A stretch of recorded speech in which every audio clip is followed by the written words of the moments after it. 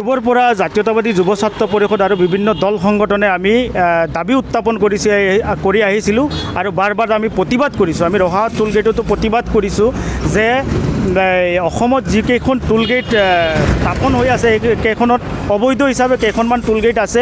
এখনৰ পৰা আন এখনৰ দূৰত্ব কমচে কম 60 কিলোমিটাৰ হ'ব লাগে। আজি ৰহা টোল গেটৰ পৰা ডবকা মিকিৰাটি হাওগাঁও টোল প্লাজাখনৰ দূৰত্ব হ'ল আপোনাৰ 48 কিলোমিটাৰ। 48 কিলোমিটাৰৰ ভিতৰত এইখন টোল গেট হ'ল অবৈধ টোল গেট। আৰু এই সাংসদ দিলীপ শইকীয়াৰ যোনখন আজি তেখেতে স্মাৰক পত্ৰ প্ৰদান কৰিছে, চিঠি লিখিছে, এইখনত তেখেতে নিজেই লিখিছে যে এখন টোল গেটৰ পৰা আন এখনৰ দূৰত্ব অসমত যোনকেইখন টোল গেট আছে 50 কিলোমিটাৰ। তেখেতে দাবী জনাইছে যে এখন টোল গেটৰ পৰা আন এখন টোল গেটৰ দূৰত্ব 100 কিলোমিটাৰ হ'ব লাগে।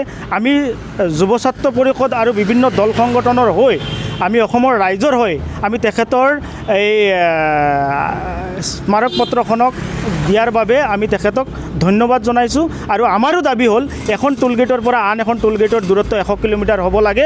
আৰু নহ'লে আমাৰ আন্দোলন আৰু কাৰ্যসূচী আমি আগতো কৰিছোঁ, এতিয়াও কৰি আছোঁ আৰু অনাগত দিনত আমি অসমৰ ৰাইজৰ স্বাৰ্থৰ কাৰণে আমি মাত মাতি যাম। পূৰ্বৰ পৰা জাতীয়তাবাদী যুৱ ছাত্ৰ পৰিষদ আৰু বিভিন্ন দল সংগঠনে আমি দাবী উত্থাপন কৰি আহিছিলোঁ আৰু বাৰ বাৰ আমি প্ৰতিবাদ কৰিছোঁ। আমি ৰহা টোল গেটতো প্ৰতিবাদ কৰিছোঁ যে অসমত যিকেইখন টোল গেট স্থাপন হৈ আছে সেইকেইখনত অবৈধ হিচাপে কেইখনমান টোল গেট আছে।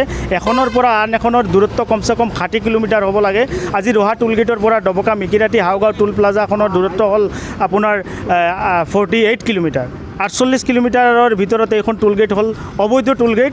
আৰু এই সাংসদ দিলীপ শইকীয়াৰ যোনখন আজি তেখেতে স্মাৰক পত্ৰ প্ৰদান কৰিছে, চিঠি লিখিছে, এইখনত তেখেতে নিজেই লিখিছে যে এখন টোল গেটৰ পৰা আন এখনৰ দূৰত্ব অসমত যোনকেইখন টোল গেট আছে 50 কিলোমিটাৰ। তেখেতে দাবী জনাইছে যে এখন টোল গেটৰ পৰা আন এখন টোল গেটৰ দূৰত্ব 100 কিলোমিটাৰ হ'ব লাগে।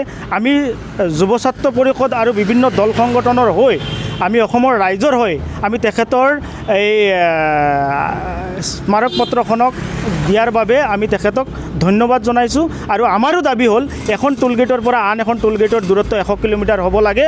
আৰু নহ'লে আমাৰ আন্দোলন আৰু কাৰ্যসূচী আমি আগতো কৰিছোঁ, এতিয়াও কৰি আছোঁ আৰু অনাগত দিনত আমি অসমৰ ৰাইজৰ স্বাৰ্থৰ কাৰণে আমি মাত মাতি যাম। যিকোনো খবৰৰ বাবে যোগাযোগ কৰক 7099017330 লগতে 7099017110 নম্বৰত।